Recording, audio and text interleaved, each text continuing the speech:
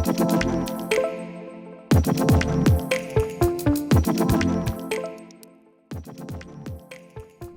I said, we just want to make that step a little bit easier, at least for them. If they edit those maps anyways, then let's at least help them with that.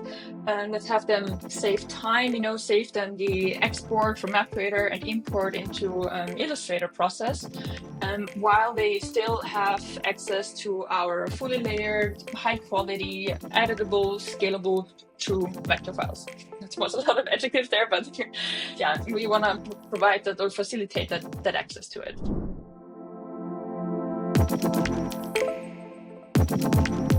Hello everyone, and welcome to Problem Solved, a GeoAwesome podcast. I'm Muthu, and I'm joined by my co-host Aleks. Hello. In every episode, we want to highlight real-world problems and explore how geospatial technology is solving them, thereby ending with the problem solved. So if you're curious about the real-world impact of geospatial data and tools, you've come to the right place. Before we dive into the episode and how geospatial is making a positive impact and introduce our guest for today, let's talk about the problem, Aleks. Walk us through it. What is the main issue here? Today we are talking about something a lot of designers and content creators will surely relate to, which is making beautiful maps. And if you don't have a GIS background, it can be quite tricky. And then even if you do, creating a beautiful map can be really a big challenge. And most of the time, as a designer, you don't really want to jump between a bunch of different tools. You want to stay in your Adobe Illustrator or After Effects, and you want to keep your workflows and not really waste time switching back and forth. But it has been always quite tough to do that effectively. And there were a lot of workarounds, a lot of tricks. And the question is, if you are working in Adobe, how do you create beautiful maps and also, of course, accurate maps without ever leaving your design environment?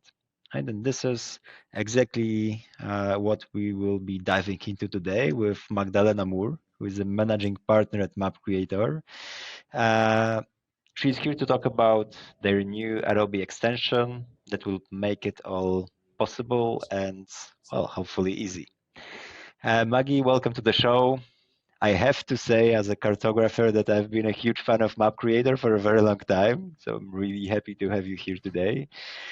But before we'll get to all the Adobe stuff, could you tell our listeners a little bit about yourself and Mapcreator?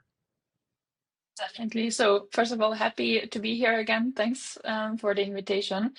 About myself, real quick, amongst some other things within Mapcreator, I am trying to build this bridge between our users and our internal stakeholders, our dev team, and try to listen to the wants and the needs and the wishes from our users and translate that into specs that we can work on to build new features, to provide new functionality inside of our browser-based mapping tools. So that's Mapcreator. We've been around almost 2 decades, but now I've been supporting anyone that needs an easy, accessible tool to create high quality maps. That's really anyone that has either graphic design or a cartographic experience or not at all. It should be possible and easily accessible for any of them to build good looking and high quality maps. Speaking of good looking and high quality maps, I mean, really cool shirt. I guess kudos for that. I'm hoping that it was designed using Mapcreator. If not, you should really sell it. Just Thank as a you. side Yeah. note.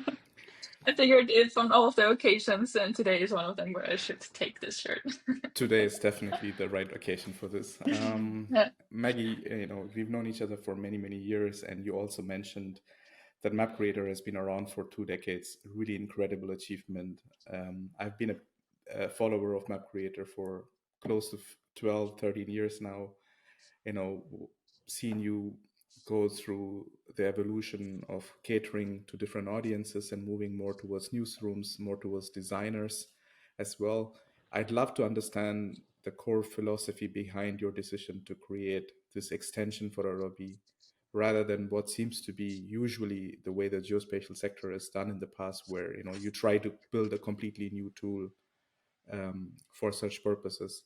So what was the thinking here? So first of all, of course, to a certain extent, the map needs to be editable inside of Mapcreator. The users need to tell their story their way, right? It also needs to match their brand. You want to be able to place icons, put your text annotations, draw lines, draw shapes, import your own data files. All this, of course, can be done inside of Mapcreator. Maybe just a little side step here for those that are new to what Mapcreator does.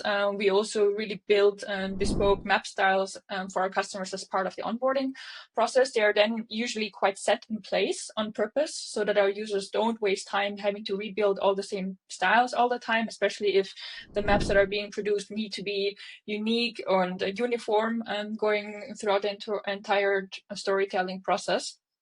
But back now to the user problem. What if they do need to make a tweak to the map style? What it just needs to have a color change so it fits that specific story a little bit better? That's one of the use cases. Or what if you want to draw other layers on top of it? What if you need to trace off of an image? What if you need to tell a story on gerrymandering or disputed areas, how the borders are changing, and so on and so forth? The list goes on and on and on, right? The map needs to have a gradient, it needs to pop and all that kind of stuff. In German, we have a beautiful word for this. We would have to be building the no, now I forgot it. The eierlegende Wollmilchsau. I'm forgetting it. Yes, it translates really into being a jack of all trades. But that's not necessary because there are already tools out there that do a lot of that stuff. And the Adobe Suite is one of those tools. So we figured we just stay within the design environment that our users are used to anyways. And we just want to make it a bit easier for them to get the high quality map from Mapcreator and get that into Illustrator as well as After Effects. So we've listened to our users with a lot of them quite a good connection. So we've learned that they very often download a map from Mapcreator anyways, pull it into Illustrator just because of all of those tiny tweaks they want to be doing there. So instead of being upset about it, we just accept it. And yeah, like I said, we just want to make that step a little bit easier, at least for them. If they edit those maps anyways, then let's at least help them with that. And let's have them save time, save them the export from Mapcreator and import into Illustrator process. While they still have access to our fully layered, high quality, editable, scalable, true vector files. That was a lot of adjectives there, but yeah, we want to provide that or facilitate that access to it. So it's really about saving time and making much more efficient for your users, right? First of all, that, and second of all, I think there's a general human hesitance or reluctancy when it comes to change, having to get used to a new tool, having to change over to a new tool, switching from one program to another, and all that takes time, that takes mental space as well. So we really want to facilitate with that as well. All the while, the users can really stay in the design environment that they're used to. They can save their brain power, they can be faster, and they don't have to switch between the different tools. All the while, they can rely on Mapcreator's high quality maps and can continue to do their edits inside of Illustrator and After Effects more easily and quicker. So the tools that we're talking about is basically these two products. So it's an extension, one for Illustrator and another extension for After Effects. Could you walk us through how each of these work and the specific problems they solve, and also maybe the technical challenges you had to face when you had to develop these extensions? First of all, I'm tailoring a file so it's suitable for the Adobe space. That was already one of the first challenges. But we overcame that, overcame that by also providing additional scripts that could be applied on our SVG files. When you download an SVG file from Mapcreator and you import it into Illustrator, you might notice one of the Illustrator works when it comes to dealing with SVG files on text on path elements. These are typically river names that follow along the curve of the river, or street names. When you edit the SVG, you will realize that all of those little all of the river names are built up by single characters, which would make editing these words, those labels, very, very tricky, very tedious, and very cumbersome.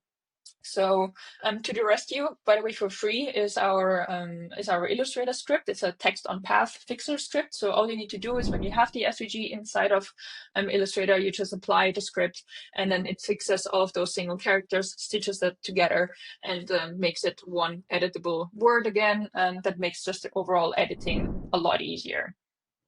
So there's this readiness and acceptance to work with additional scripts inside of Illustrator.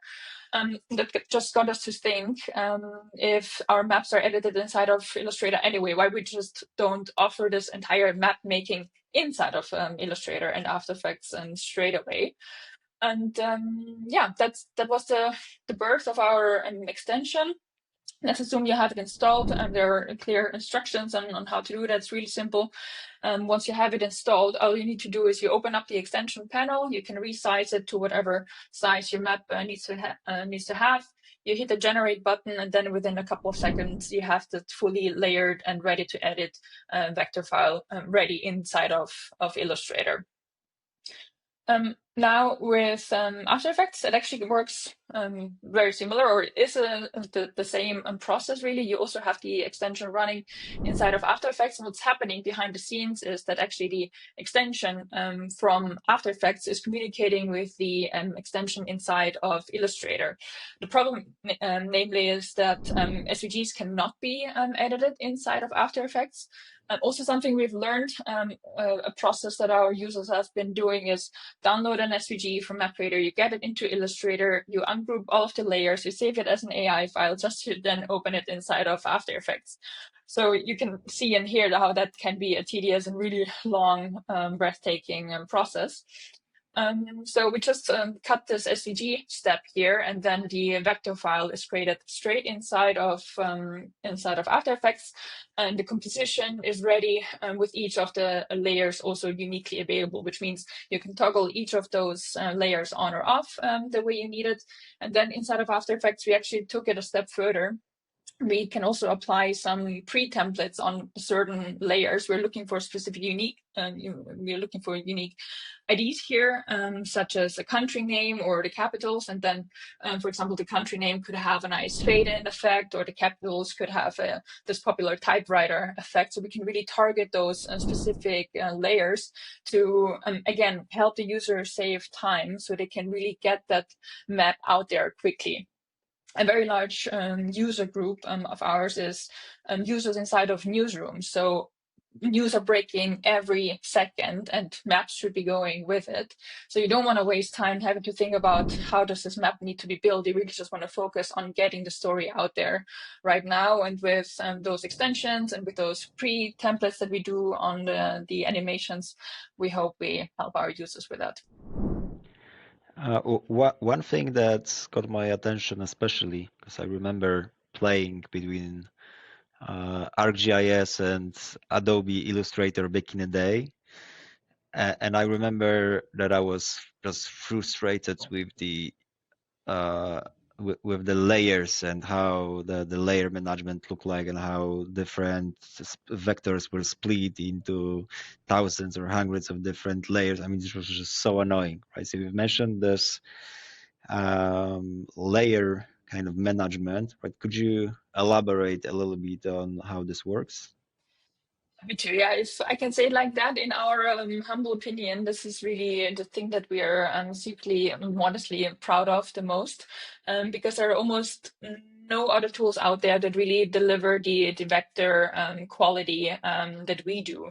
So really, if you create that map, you have the background, you have the different grass areas, you have the roads, the water network on the labels, etc. You have that all really neatly layered by category, by logic as well, which makes it really easy for a user to just grab those layers and apply their edits really quickly. So a park is a park, and the capitals are the capitals. So if you need to apply a change to that entire group, you can do that very easily, but you can still pick individual ones if you needed to, and still target those specific small scale edits as well.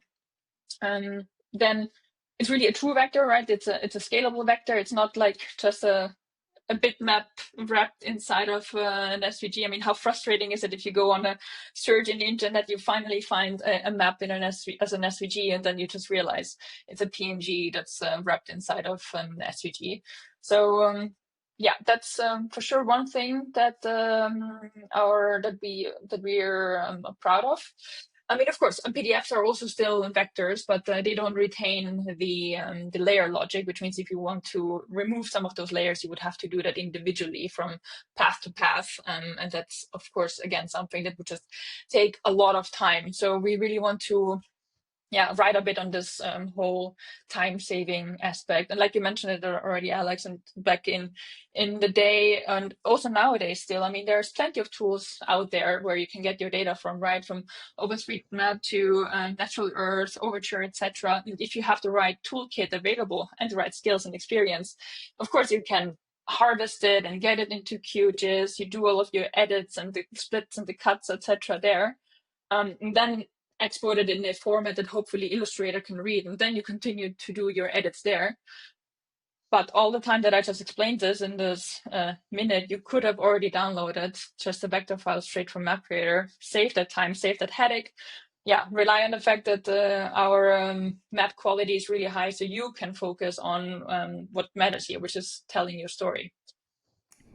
Yeah, I have to admit, Alex has always been the person who's been designing maps for us and taking care of that. I never realized how complicated it is, and probably will not attempt to simplify it unless now with the new extension, maybe it makes sense.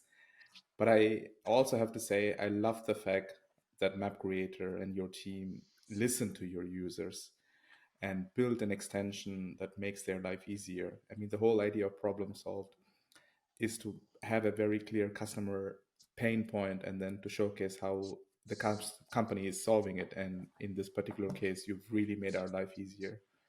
But this is more on the technical side of things, right? I mean, it's great for the users. It makes their life really, really easy. But let's talk about the business side of things. Is this done also with the expectation that you can potentially gain new customers, or is this something that you said, right, we've got our existing customers and we need to make their life easier? For sure, a bit of both. I mean, it's every company's goal to retain its existing customers, no doubt. You know, if we are making their mapping workflow easier, if we stay closer to that with these extensions, and we're doing that, and that just helps us stay hooked in there. Of course, not a lie. Up until now, we've done mostly B2B business, B2B2C, but lately we've also been growing a bit in the B2C space with our monthly flexible subscriptions, of which the extensions are also a part of. So yes, for sure. To answer the second part of your question, besides our existing customer base, we do want to, of course, grow and get some new users into Mapcreator as well. I mean, the space is so big still, right? I mean, if you think about how the traditional way of photography has been changing a bit, right? With in general being a lot more tools available out there, you're just enabling also a lot of a larger user group to create those maps.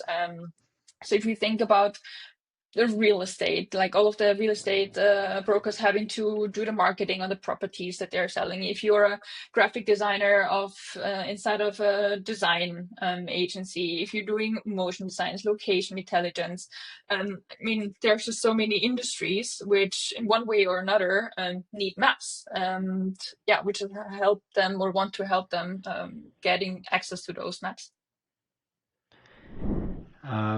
Maggie, before we wrap up, what is the main takeaway for someone who is a designer working with maps?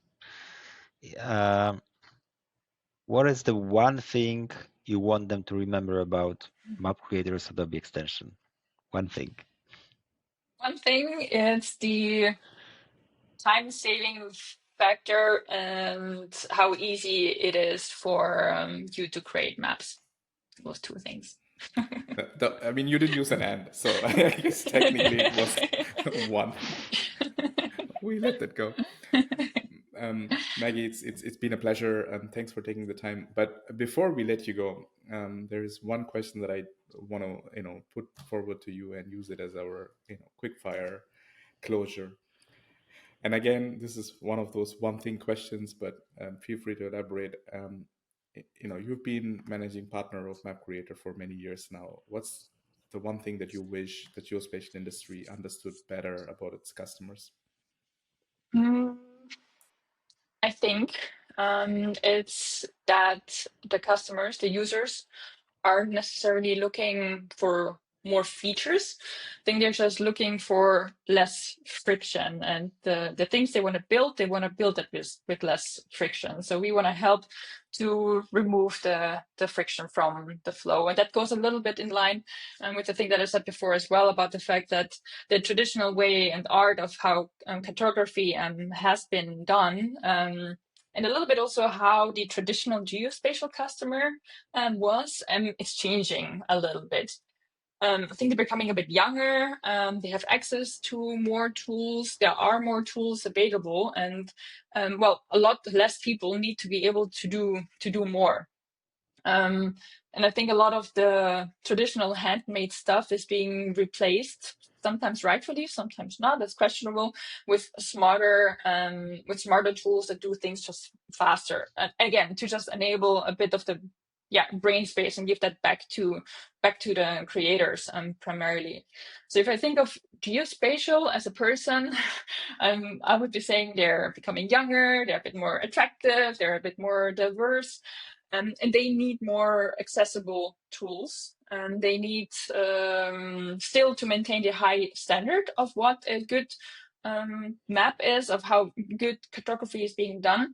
But it's just, rightful to accept that the traditional ways are maybe changing a little bit, and there's space for new tools out there. Thank you, Maggie. And thank you to our listeners. Don't forget to follow Mapcreator and, of course, GeoSum for more insights. See you next time on Problem Solved.